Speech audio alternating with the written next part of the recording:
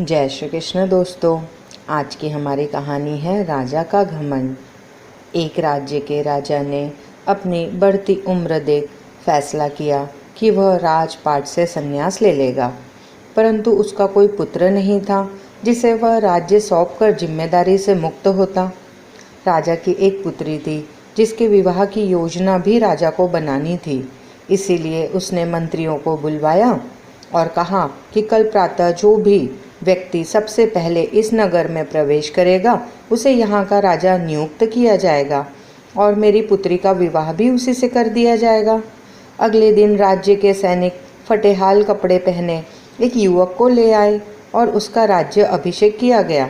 राजा अपनी पुत्री का विवाह युवक के साथ करके जिम्मेदारियों को सौंपकर स्वयं वन प्रस्थान कर गए।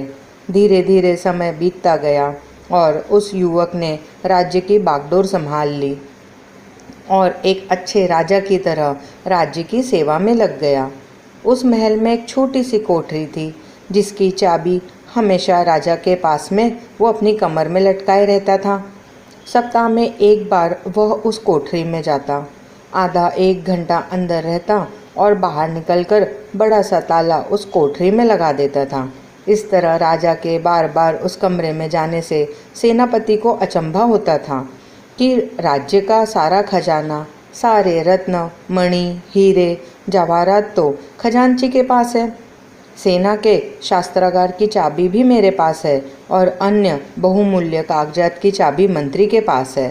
फिर इस छोटी सी कोठरी में ऐसा क्या है? सेनापति से रहा नहीं गया।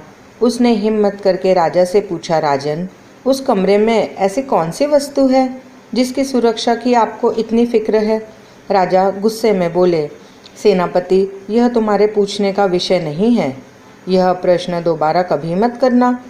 अब तो सेनापति का शक और भी बढ़ गया। धीरे धीरे मंत्री और सभासदों ने भी राजा से पूछने का प्रयास किया, किंतु राजा ने किसी को भी उस कमरे का रहस्य नहीं बताया। बात महारानी तक पहुंच गई। रानी ने खाना पीना त्याग दिया और उस कोठरी की सच्चाई जानने की जिद करने लगी। आखिरकार विवश हो राजा सेनापति व अन्य सभासदों को लेकर कोठरी में गया।